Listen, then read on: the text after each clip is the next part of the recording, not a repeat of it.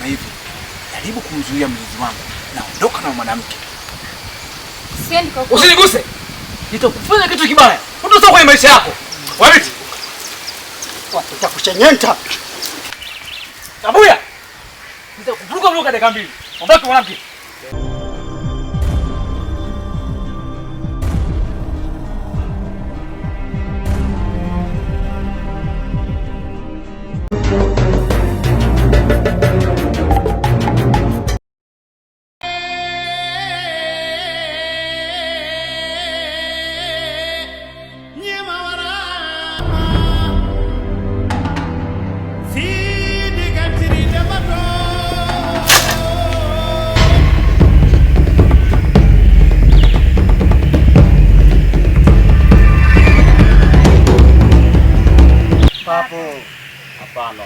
Hapana. Hapo. Naona kijana naendelea na kilimo. Ndio. Nalimalima hapa. Kijana, leo hii nahitaji niwe na mkeo. Haiko sawa. Kabuya, usikatae amri ya mfalme. Lakini hiki mnachokifanya sio haki. Tambua na sisi ni binadamu, tunajisikia vibaya. Hiki kitendo hakijakaa sawa. Sitoki hapa. Wewe binti, mfalme kuingia kwake ni sheria. Mfalme, hivi umefikiria mara mbili? Aidha tu umelala na kuamka ukaamua kuja hapa kuniambia hivyo. Inawezekanaje mke wangu nikupe wewe? Mfano, ungelikuwa mwanamke ungekubali kuchukuliwa kiurahisi hivyo mbele ya mmeo? Tabuya! Usisubutu tena kulia maneno yako hayo. Nitakuvuruga dakika mbili. Nyamaza, siongei na wewe. Inanibidi niseme hivyo mfalme. Inawezekanaje unifuate mbele ya mke wangu niambie unamtaka mke wangu? Ni sheria za wapi? Na hili siko tayari.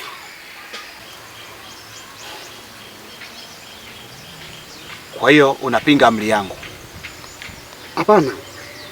Kama mwenyewe hili haliko sawa. Hata kama ungelikuwa ni wewe, ungeweza kufanya hivyo? Sasa kwa sababu umekuwa mkaidi na unashindwa kufuata amri zangu, na mhitaji sasa hivi niondoke naye. Hapana. Huyu ni mume wangu. Na hapa siwezi kutoka. Haendi popote. Kijana, chukue. Nimesema haendi popote. Tabuya! Usikatae. Nimekwambia haiwezekani. Kama ni adhabu, niko tayari kupokea adhabu yoyote. Lakini sio mwanamke wangu kuruhusu. Pinga. Unanipinga? Unanipinga kwenye maya yangu? Jaribu kufikiria kwa makini. Unahisi hili jambo liko sahihi? Angelikuwa ni mkeo ungenipa.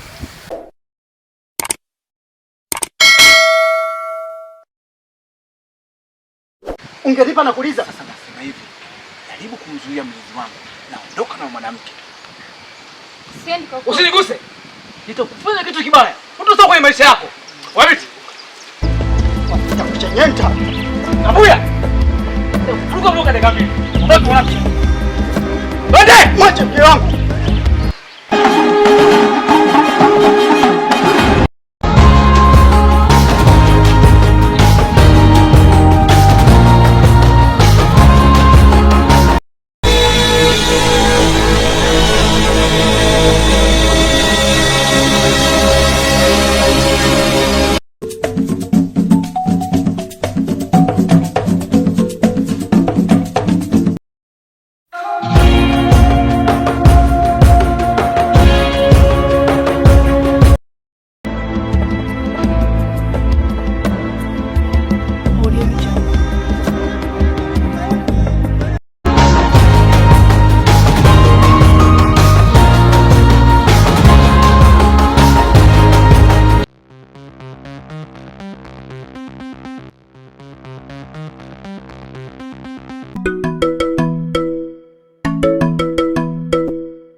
Papo.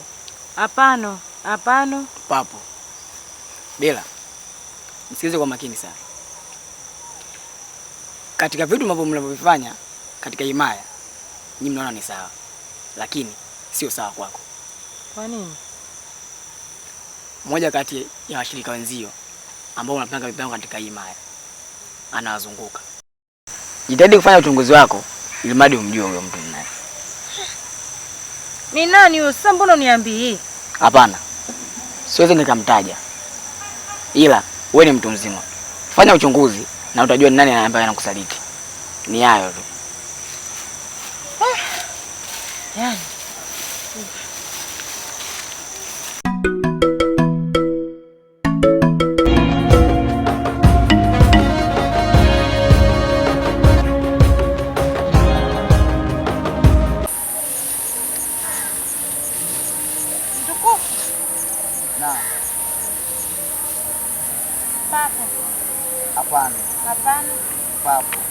nilikuwa nataka kujua juu ya mdogo wangu Sembuli.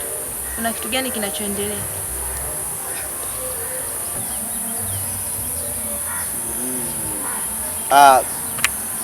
Sembuli na mfalme mteule, si ndio?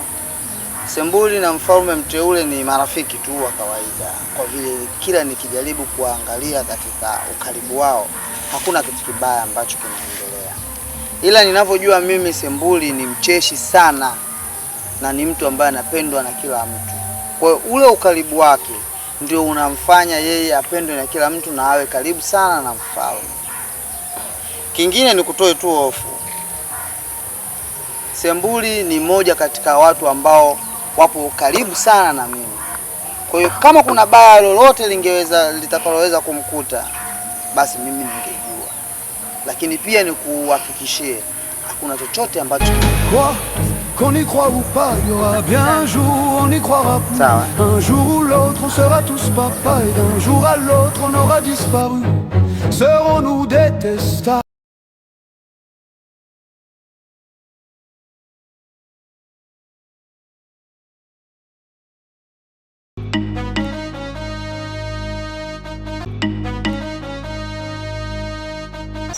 Bella, Kidungu yuko wapi? Kidungu leo ana majukumu mazito sana. Anamhudumia mfalme. Kwa hiyo ndio maana kanituma mimi nije hapa. Sasa lile jambo letu tumefanikiwa. Sawa, nitaenda kumwambia. Sawa, basi haina shida. Usisahau kumwambia. Hamna, usijali, nitafikisha ujumbe. Na hakikisha na kesho tukutane mtoni. Sawa, nitaenda. Usisahau kumwambia. Usijali jua hiyo. Hakikisha ukiwa unamwambia asijue mtu wote.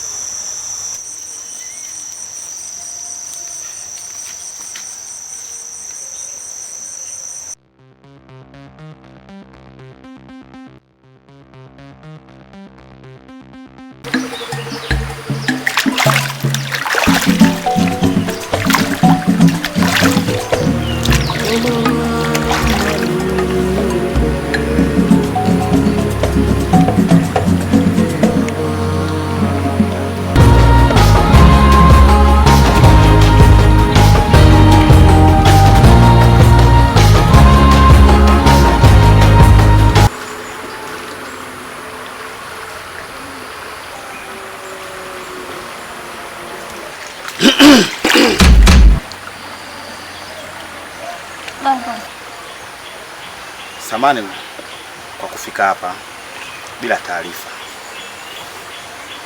Naona bibi unaoga. Binti, sasa najua nakupenda sana. Na wewe ni mwanamke mzuri sana kwenye mai ya zona. Na wapo wanawake wengi. Lakini nimekupenda sana. Lakini mfalme, ninaye mtu ninayempenda. Sawa, lakini tambua, mimi ndo mfalme. Mimi nakupenda sana. Mimi nahitaji kuwa na wewe. Na ndio wewe malkia wa mfalme. Basi sawa, nitakufikiria. Kisha nitakupa jibu langu. Mimi ni dhaifu kwako. Mambo nijibu kwa haraka. So mimi sijiwezi kwako. Nakupenda sana. Bila wewe siwezi kuishi kwenye maya hii. Sawa, haina shida.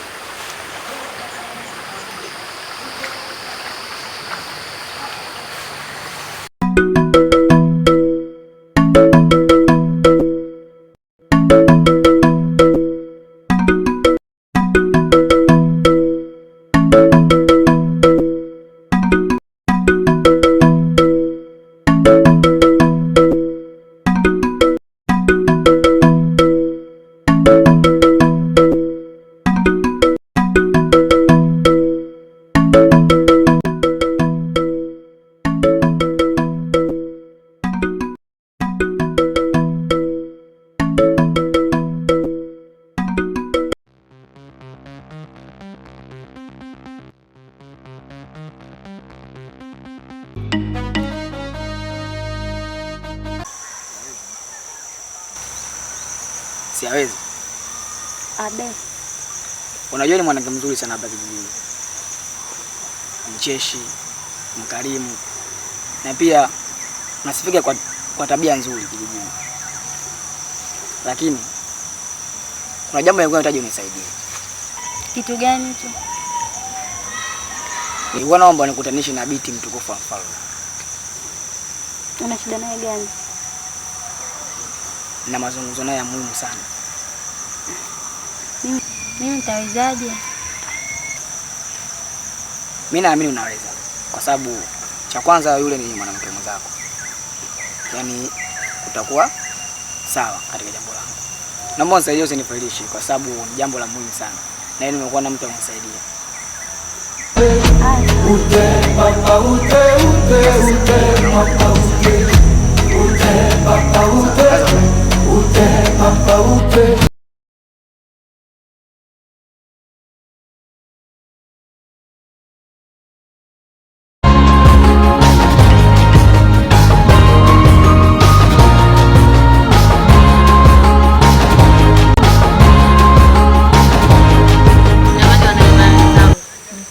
Tatizo kitu gani hicho? Mama ananitaka na mimi siwezi kuwa naye kwa sababu na mpenzi ninayempenda Gema. Simkubalie mfalme. Siwezi kuwa na mfalme, nampenda. Shida sio kumkubalia. Kumbe shida ni mfalme ili sisi tuje kuwa vijakazi wako. Ni kweli lakini kumbuka mfalme katembea na nusu hii mara wana. Wewe usijali hicho. Wewe mfalme ni mtu mkubwa hapa kijijini na wewe. Kwa kweli hilo nilimwambia nitamfikiria ila sijajua kwa kweli. Shoga yangu. Wewe kiponza. Wewe kubali tu shoga yangu. Tafikiria. Mambo ndo kama hayo shoga yangu. Haya, tuondoke.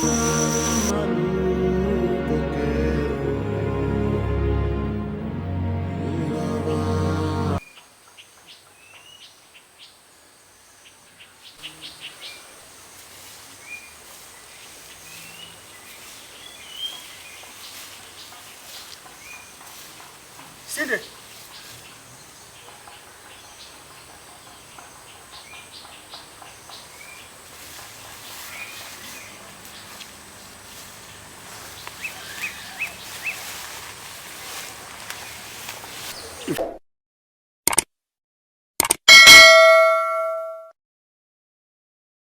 Vipi mke wangu? Uko sawa?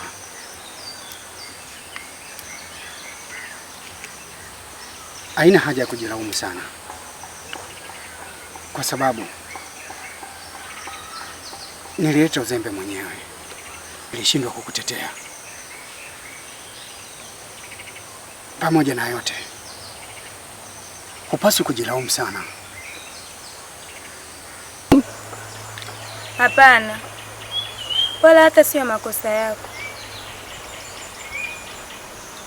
ni utawala, wala sio kosa lako. Sawa.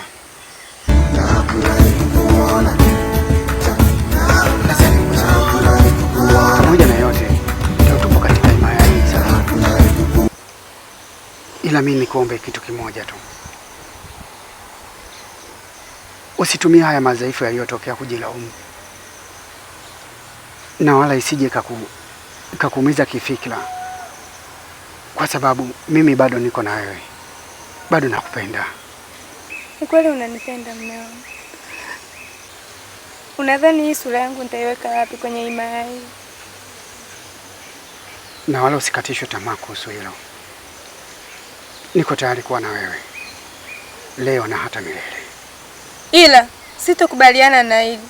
Kwa hali na mali lazima nilipe kisasi, hata kama sio kwake, na uzao wake nitaulipia kisasi. Mume wangu, wewe ni mwanaume wa pekee sana, nakupenda. Nabia, tuondoke.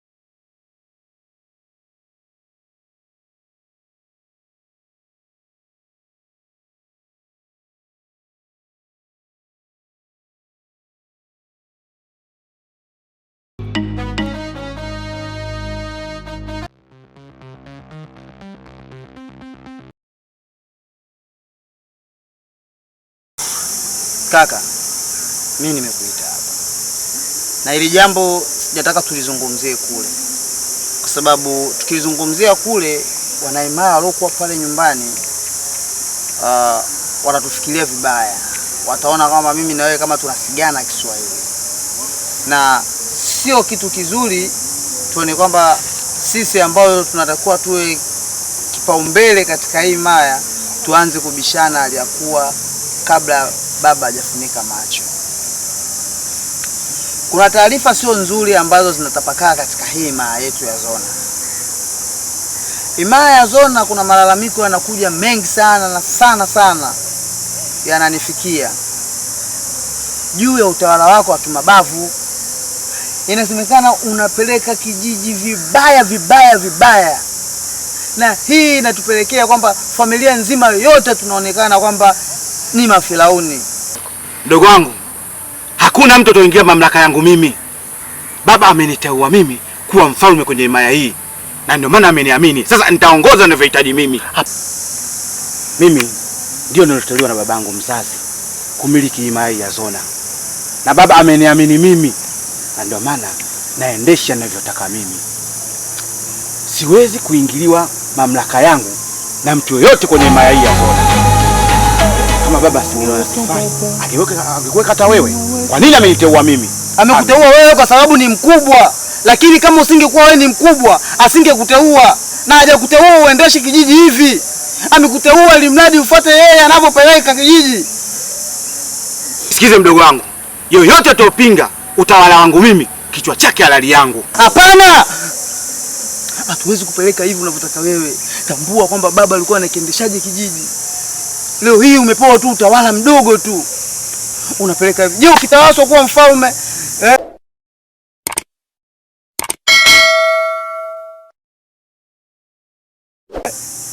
Solo anatembea bila nguo? Mimi sikubaliani na hilo. Ndugu wangu, unaonekana umekuwa unanipandia juu kaka yako, na huna nidhamu na mimi tena.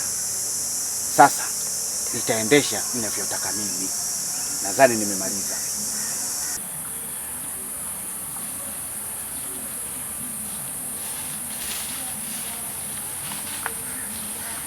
Nasemaje?